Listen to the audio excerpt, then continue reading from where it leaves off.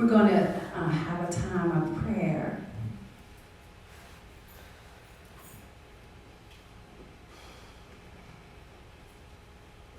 Let's take a deep breath in. And a sigh and breath out. As we call upon that divine source, the big picture, the higher self. We are open, heart, mind, and soul, to receive what is ours to receive today, to give what is ours to give today, to be present to the very moment, and the next moment, and the next. We are called out to be here with each other, to create a collective of a loving power. And we take that collective of the loving power and we send it forth for all those around the world still suffering in Turkey and Syria.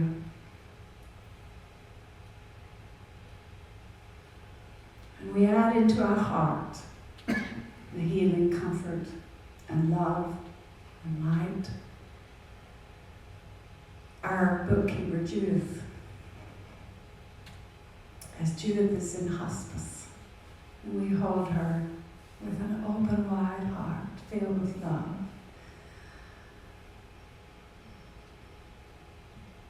And our dear friends, Ron and Rosa, who are moving from here to the west and traveling away, we hold them in safety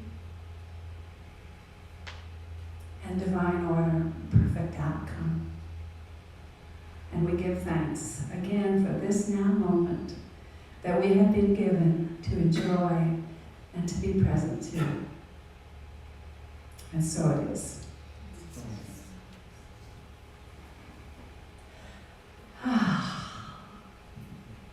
Today is happy birthday to those who have birthday in March. Both of our ushers have birthdays. No, February. She's on the line. She's on the line. So if you have a birthday in March, please stand if you don't mind. Jeremy too. Jeremy? I'm standing. Oh. Raise your hand, Jeremy. Okay, we're going to sing to y'all. It's a little different. I know our favorite answer. All right.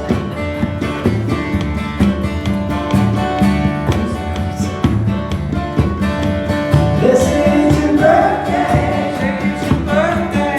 Gonna have a good time. Gonna have a good time. Say it's your birthday. Say it's your birthday. Gonna have a good time. Gonna have a good time.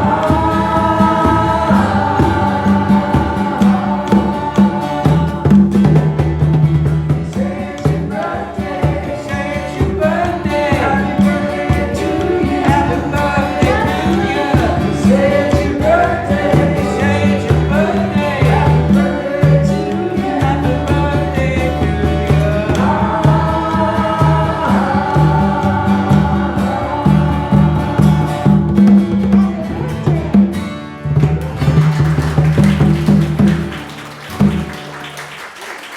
All right. Oh, welcome.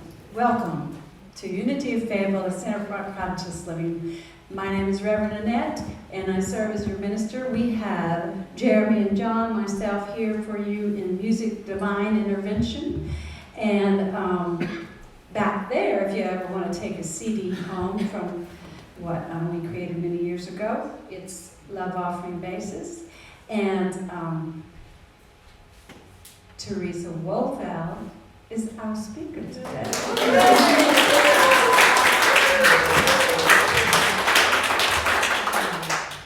All right, as we bring ourselves back around and noticing, just being aware of everything inside, the energy that vibrations brought us here today.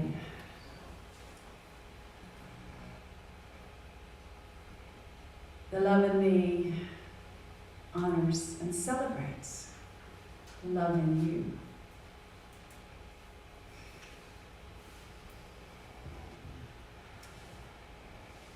I was reading in there's a nonviolent, 64 days of nonviolence, and today when I was reading, it was about if you just knew the soul of the other person, how wonderful it truly is. Something like that. So thank you. Now we're going to breathe in light, John's song. I love this song. If you are able, please stand.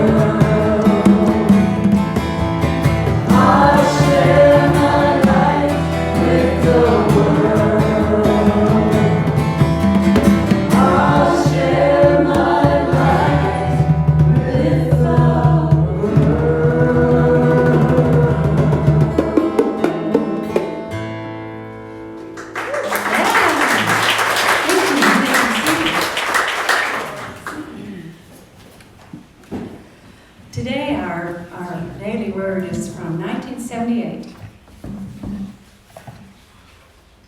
Anybody remember that year? I hope it's good. Lots to forgive.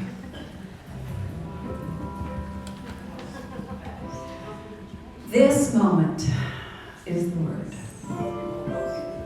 And together, our affirmation, I rejoice in the blessings of this present moment.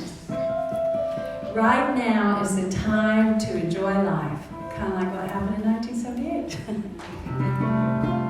This present moment is the moment in which we are alive, in which we are growing, in which we can expand and express our spiritual powers and capabilities.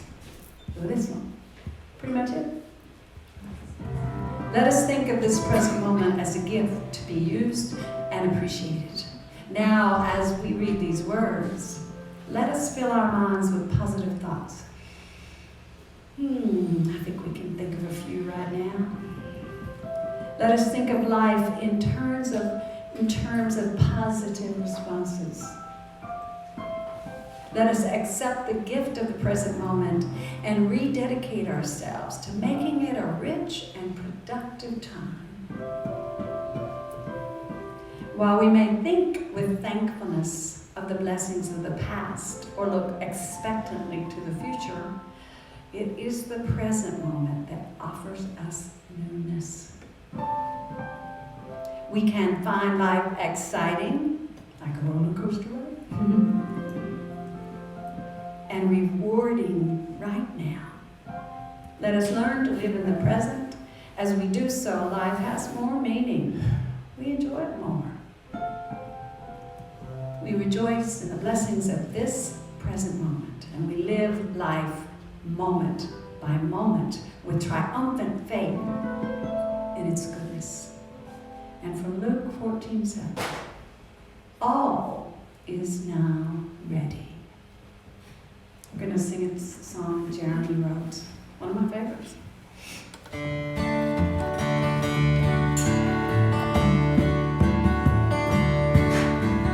Wake up in the morning with the sunlight out your door. You make your first decision for the special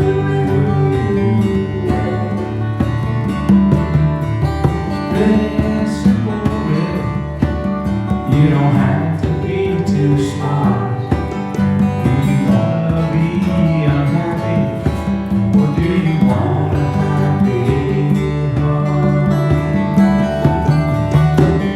Focus on the moment. That's where you'll always be. Keep your mind in present time. Live the mystery. Focus on the moment. Enjoy where you are right now. Appreciate the little things and let life tell you why. No, it sounds too easy, but why should it be that way?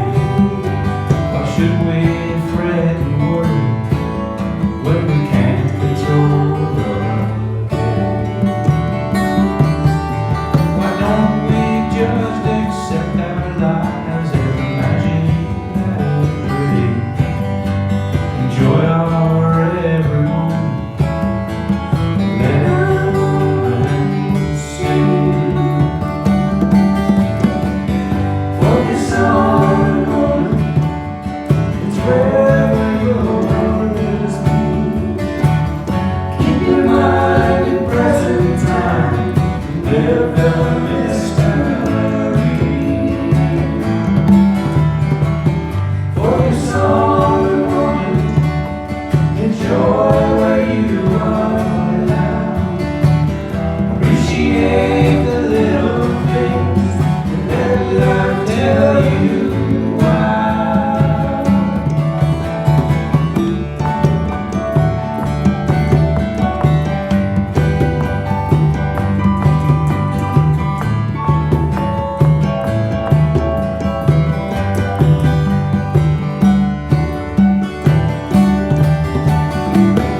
Focus on the moment. That's where you'll always be. Keep your mind in present time. Live the mystery.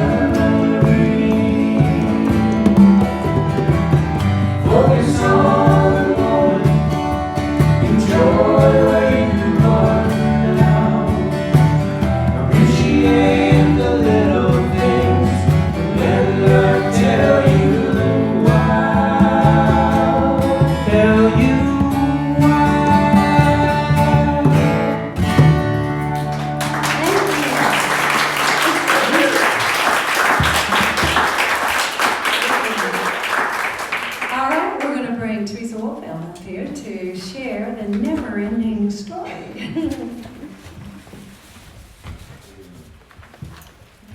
morning. Good morning. Thank you for sharing this beautiful day, taking your time to come here and be with us as I am going to share with you the never-ending story. I borrowed this title from an essay that I came across recently at a silent retreat. My beautiful friend, Catherine, gave this to us, and it really rocked my world. And I'm going to share what I've learned with you. So it is, the essay is by Robert Brummett, who is a Unity minister in Kansas City. And I hadn't heard of him before this, but he's pretty cool. So he starts out saying that humans are animals who tell stories.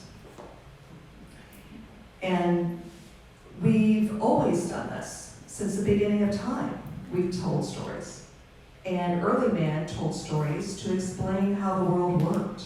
We didn't understand, the sun and the moon and just creation. Humans made stories to explain all of that to themselves. Those are like the myths that we live with, the stories that we have inherited. All of these stories about why we're here, how the world came to be. And we, love stories. I love stories. I love telling stories. I love listening to stories. It's a big part of who we are as humans. And of all the stories we tell, the most important is the story of who I am. This story is given to us by our family, by our culture, and we continue to tell it to ourselves over and over. We become well attached to the story of who I am. And it starts when we're very young. Imagine a newborn baby. I read this recently and it kind of, startled me. When babies are born, they don't even realize that they're separate from their mothers. For a while, they don't even know that there's any separation. They blend in with the one caring for them. They don't realize their separateness. And so as we grow, we do come to realize that we are separate, and it's scary, and we don't understand how the world works. The world is mysterious, and all kinds of things happen that are out of our control. We learn pretty soon that we do not control the world outside of us. But we do learn that there's this other world inside of us. And we do control that. And that we start a narration inside of our heads, and we start explaining the world to ourselves because we don't know what the heck's going on. So we start this narration and we're telling ourselves, well, this happened, that happened because of this, and it starts with some misunderstandings because we don't understand. So in a talk recently, I brought up a story that I identified in my past that I didn't realize I had. And it was, if I make a mistake, no one will love me. It's a sad little story. Is that the truth? No. We all make mistakes. But I ingrained that story in myself because of my environment, because of the energy in my family. I learned there's a lot of judgment out there in the world. And if I make a mistake, then I'm in trouble and no one's going to love me. So that is a story that imprinted. I didn't even realize I was living my life from that story because I was only, 3 or 4 maybe at the time. And so I kept that story with me until recently I realized, I'm like, oh, well, that's why I'm so attached to being right all the time. And maybe that isn't so easy for all the people around me. Sometimes our stories cause problems for ourselves and for others as well, right? We're actually living in like a delusion inside of our mind. And if you really stop and notice your thoughts, notice this constant narration, I've been paying attention to it. And it just yesterday, I think, I was waiting for a package and I got the mail once, but sometimes there's a different mailman that comes and leaves the package in the mailbox. So I'm like, well, I can check the mail again.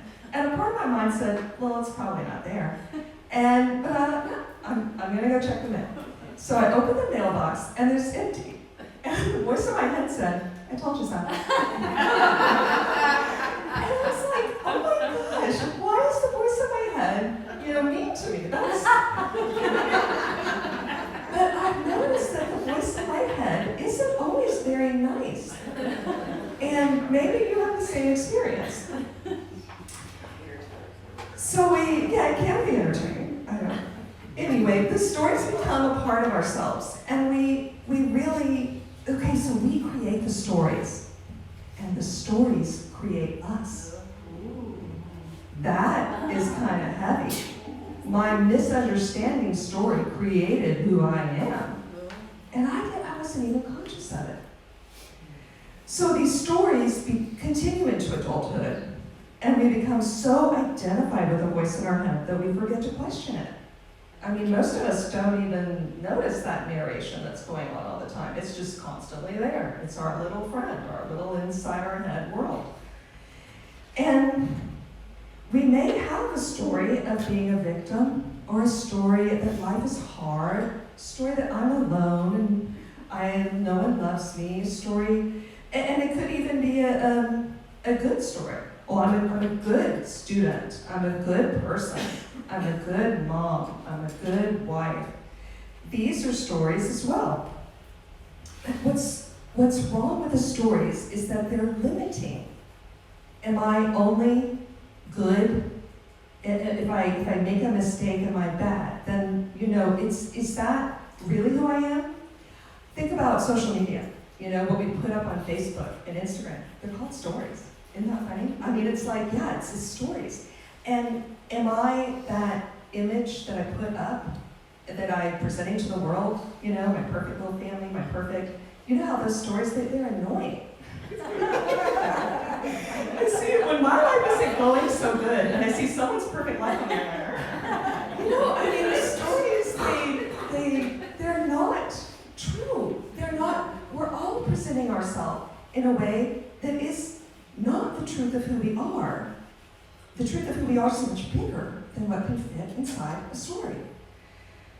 So there's a funny anecdote that he references in here, where the great meditation master Thich Nhat Hanh is speaking to a group of Western psychologists, and they're interviewing him and asking him questions. And they say, can meditation solve the problem of low self-esteem?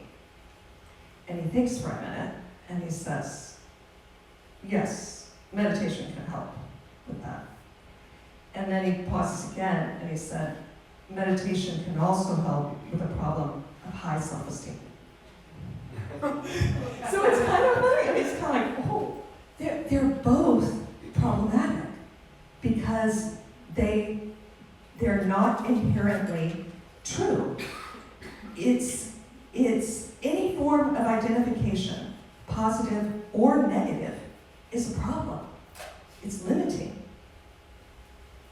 And so, the other thing about story is that you cannot fix the story. There's no fix for this situation. Like the good story is limiting, bad story is limiting. What am I supposed to do? Well, the author says the only way out of the story matrix, as he calls it, I like that. We're in the story matrix. And the only way out is to completely drop the stories. You can't fix them. You gotta just drop it. So, all we have to do is de-identify from the story. And he says, this is really hard to do. And he said it about 3 times in this. This is really hard. And so, my little mind, every time I saw that, I said, no, it's not. I know. I mean, I'm kind of like a contrarian, that's maybe one of my stories. And y'all may not know this about me, but my husband can confirm it. And probably my children.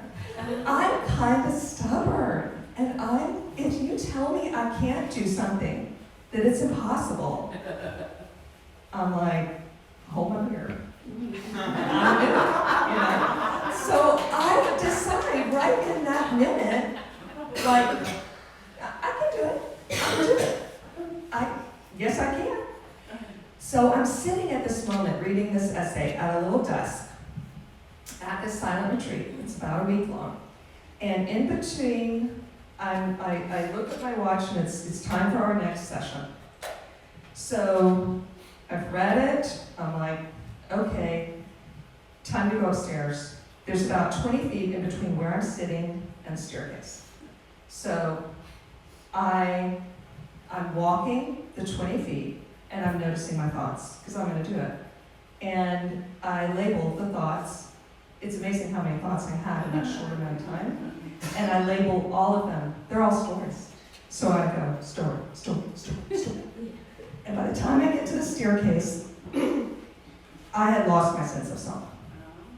Like, completely. And I step on the stair. It's this kind of treacherous little narrow spiral staircase. So I'm walking up the stairs, and it is as if I'm in my body for the very first time. And it's really wild. I'm feeling every single muscle in my legs, every single, I've never felt this before. And I'm like, holy bleep, I did it. And I'm just like, I felt the closest I can say is that I felt like an alien in my body. Like I was in my body, completely new, never been there before. So I'm walking up the staircase and it's a silent retreat. You can't tell anybody what's happening. So I'm like, I'm just gonna keep doing this. I'm just gonna do this. And so I keep staying in the present moment and labeling my thoughts as stories. And later in that day, I'm out walking in the woods. And I'm walking along, and what I kept telling myself is, I am the experiencer. I am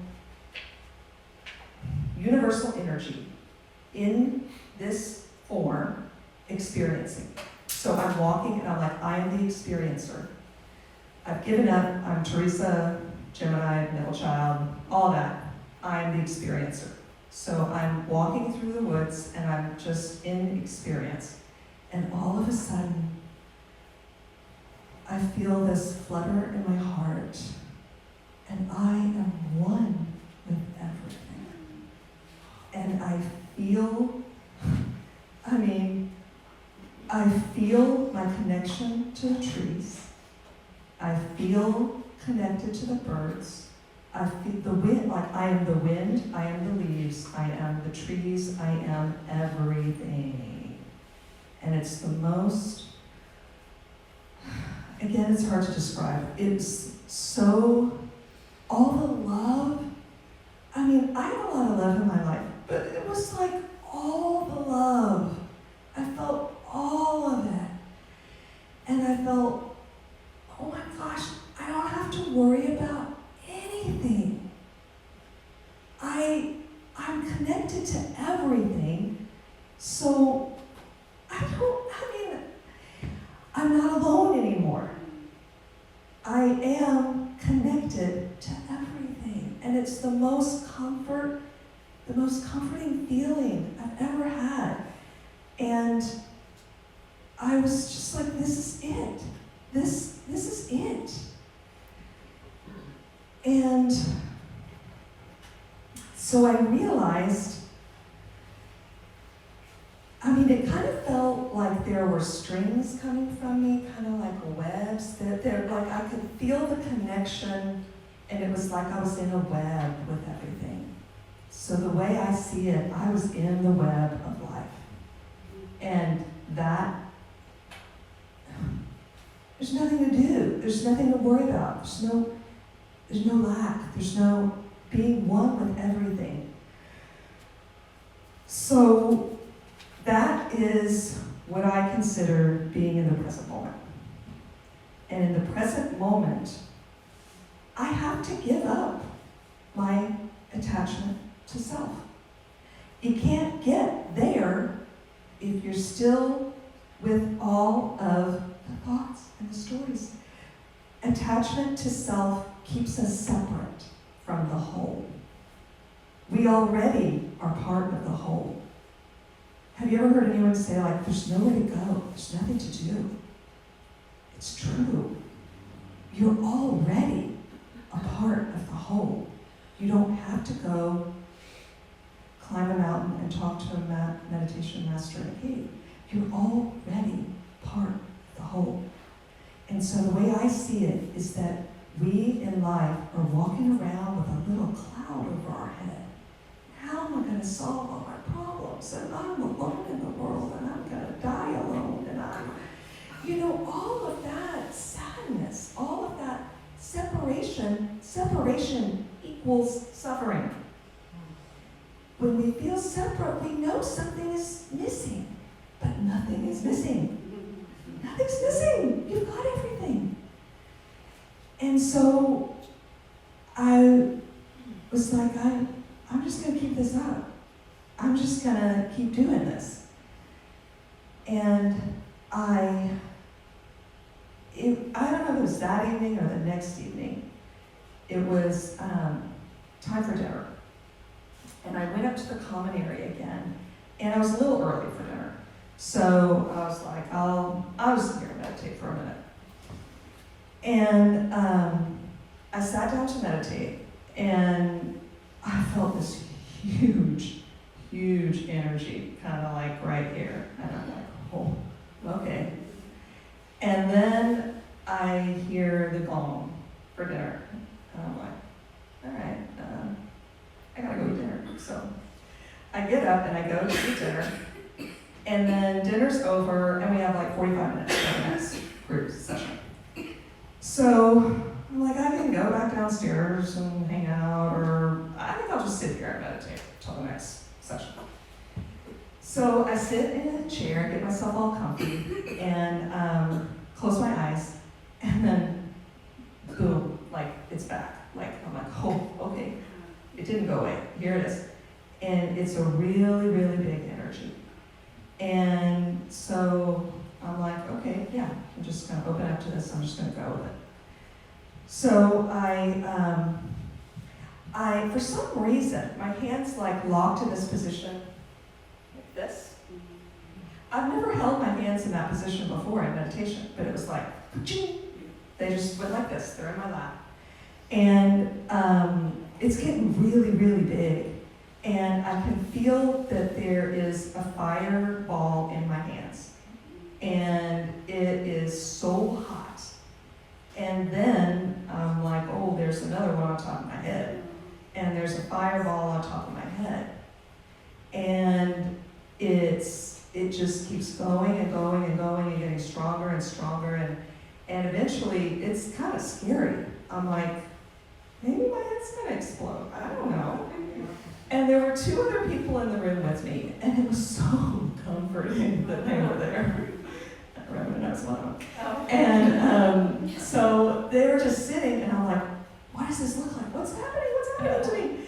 And it was just nice that I wasn't alone, because I thought, if I just evaporate, they can tell my family. Someone will know the story of what happened to me. So it was really comforting.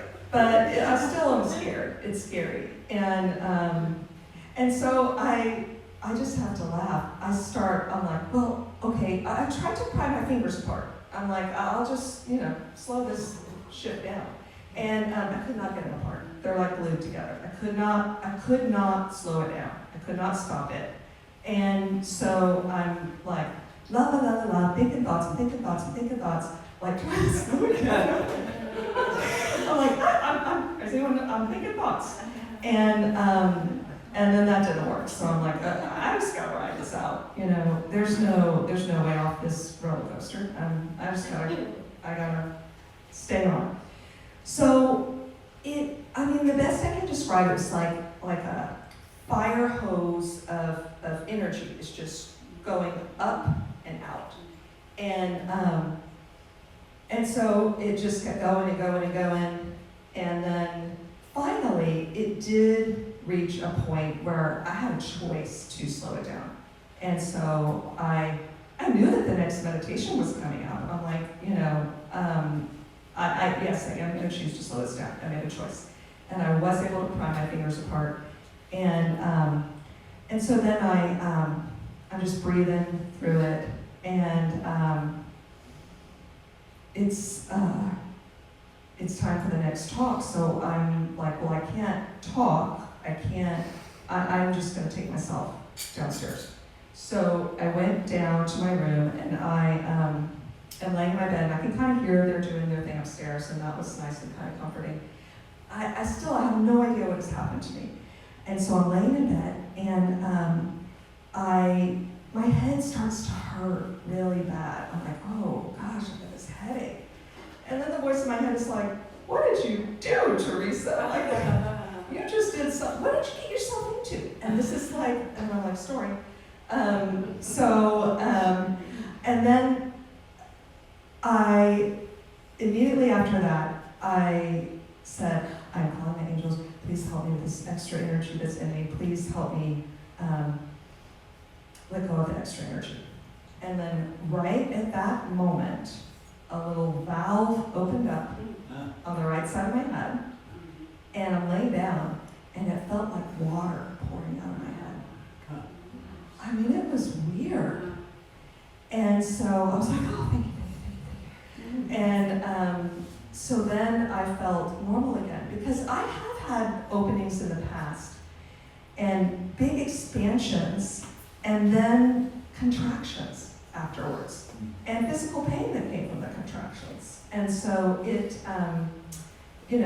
that was a fear that was happening, and then it was really nice that I was able to just work right through it, asking for help.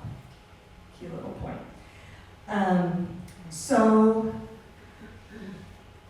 I still can't talk about any of this with anybody, so I'm just like going ahead with my retreat and staying with this, continuing to label the thoughts. And I'm trying to remember where I'm going next. I got lost in my story. So what I got from that experience is that I got in that experience a little glimpse of the power of the energy that is in the universe. A little glimpse of the power that is in the present moment. Have you ever heard stories about people who, someone's trapped under a car and they just lift the car off the kid that's under it, whatever? Like, there is no physical way you can explain that with physics. They try to pick up the car later, they can't do it. You know what? They're in the present moment. And they don't have any other thoughts. It's get car off kid, And so the power of the universe is with them, and they can do it. That's the way I understand that. So, I've heard about the present moment for years, and I've had thoughts of what's so great about the present moment. I like that it's so great. But that's my mind trying to understand it. Your mind cannot understand the present moment. Because if you're in your mind, you're not in the moment.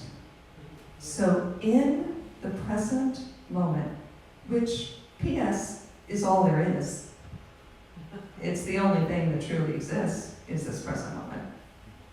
Past, future, those don't exist. In the present moment, we have access to all of the love of the universe. We have access to all of the wisdom of the universe. Have you ever been in an emergency situation where everything got really slow and you just instantly knew what to do? That's the wisdom of the universe. We think we have to plan for everything. I think I have to plan and be prepared for every single possible bad thing that could happen. But guess what? I don't. I don't have to know everything. My mind loves knowing things. I feel like I can solve any problem if I just have all the facts. But I don't really need any of that knowing. If I'm in the present moment, I will know exactly what to do.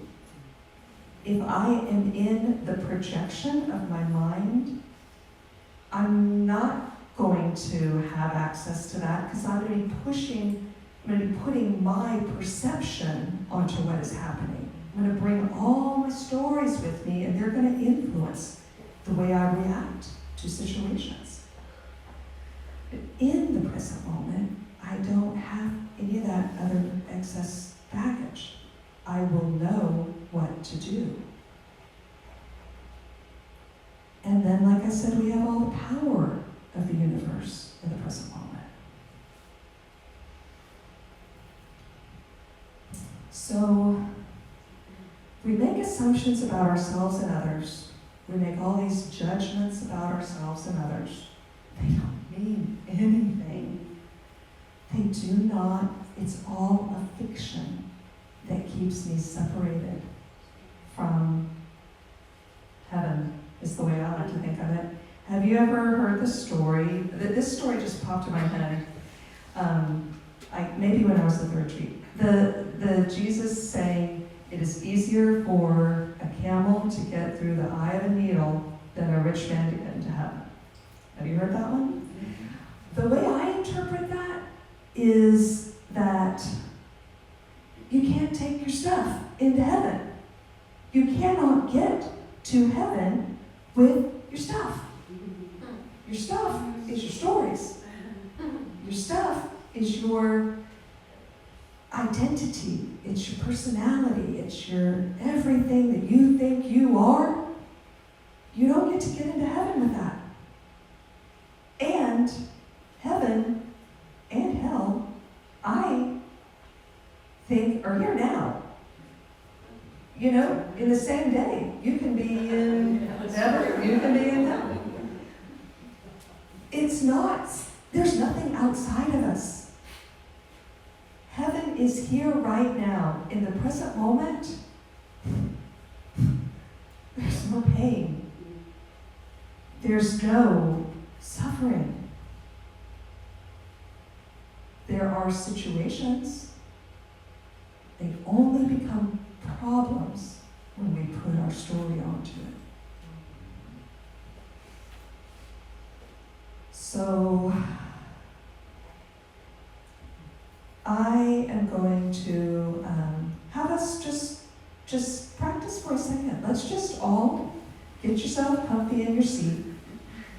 And for right now, I give you permission to put all your stories aside. Right now, in this moment, feel your body. You are universal energy in this present form. And sitting and resting and breathing, you are pure energy. You are experience.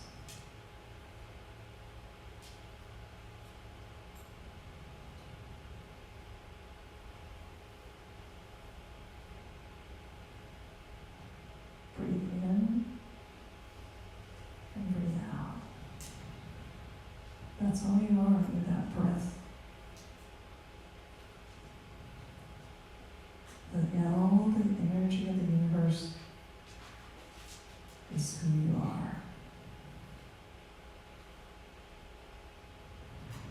You are one with life. You are life itself.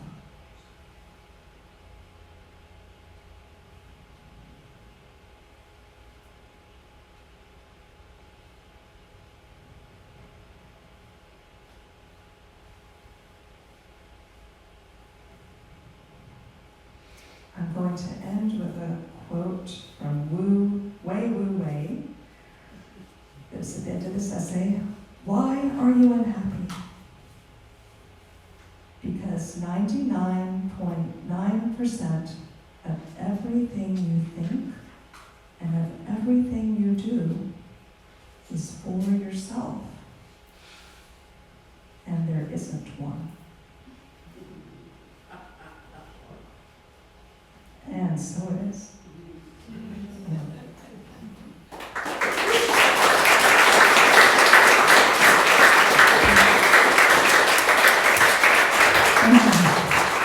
Excellent. Yeah, speaks to those meditation retreats and opportunities where it takes you. Thank you, Theresa. Thank you. Whew. Very inspiring. Mm-hmm. That retreat was a good one. But I have it on very good knowledge that you are always right.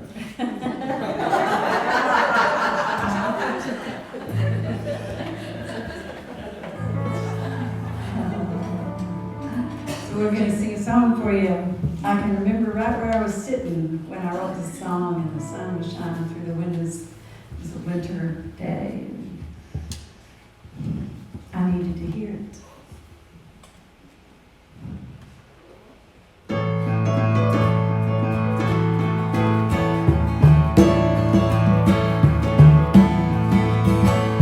Songs are like a message from the soul's voice so clear. They sing out to me till I listen and hear. Fall of the turbulence in my world. I listen very carefully, see what's truly here.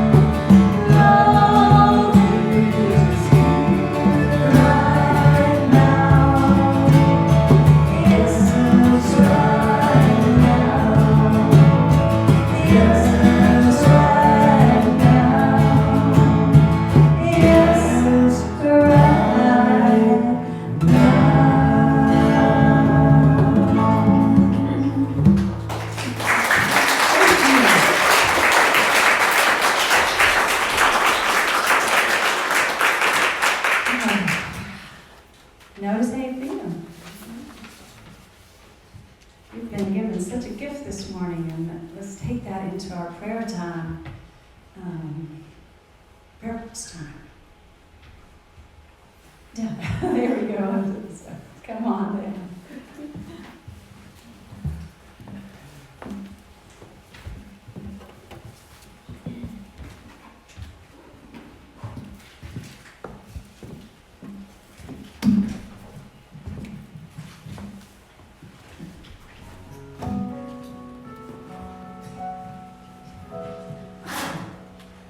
I invite you now to turn inward as we enter this time of prayer. There are prayer slips near you, right in front of the chair. Behind the chair in front of you, there's a pocket with the prayer slip in it. If you do not see one, raise your hand and an usher will bring one to you. Please include the first name of those who want to hold in prayer, including your name if the prayer is for yourself.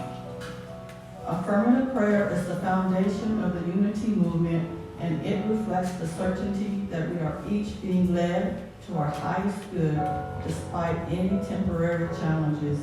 As Charles and Myrtle Fillmore learned and experienced, affirmative prayer brings about healing, prosperity, and spiritual awakening. In this holy moment, we pause to breathe and open. We open our minds to know that the nature of God and our divine nature are one. We open our hearts to experience the silent yet certain reality that we are not our circumstances or experiences. We are wholly divine, and all is well with our soul. When your prayer request is complete, please raise your hand, and Aurora will bring the prayer box to you.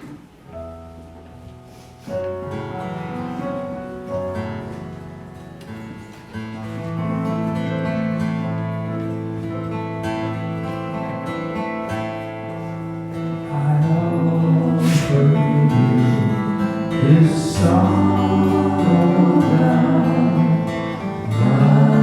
the throne of grace. Let me give myself to you, feel your presence here.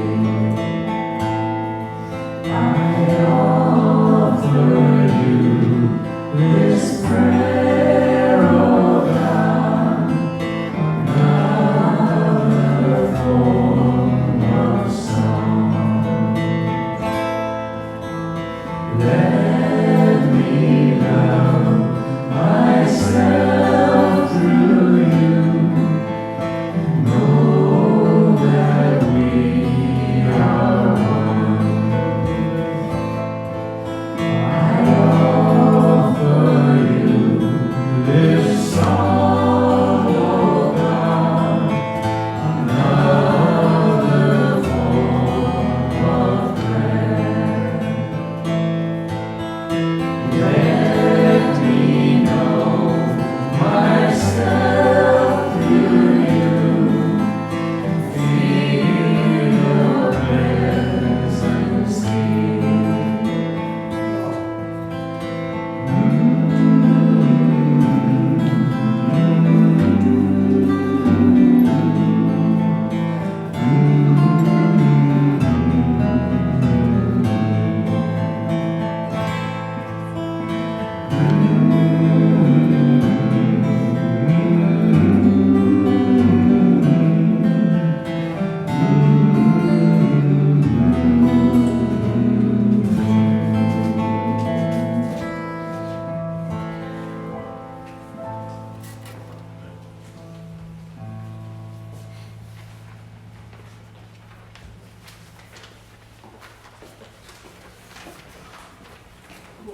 My name is Della, and I serve as one of your prayer chaplains.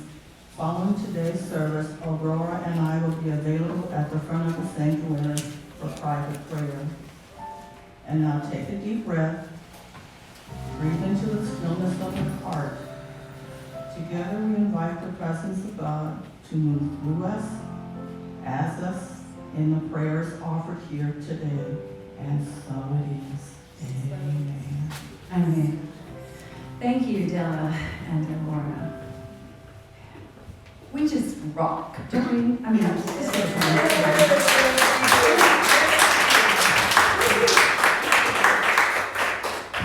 You're special. We're not yet. We have to introduce it all. Right, hey. So now is the opportunity to continue in this way of love and light right here and now. Practice the presence of giving, practice the principle of giving and receiving. And it is our opportunity to receive. And for those of you who are giving today, you give us the opportunity to receive. And isn't that just wonderful? And like what she said in the last thing, with the last thing, giving really pumps it up. So whatever you're giving for today is our grounds that are greening. It is our ability to have art classes and to put in beautiful walkways. It's just, that's what you're supporting for Theresa to come up here and help us know more about how to live that full life. So thank you in advance for what is yours to give today. And you can do it with Venmo or PayPal or check or cash. And if you don't have any of that, you can dance on up here and bless it as you come up. So when the music begins, let's make it fun, people. Good morning.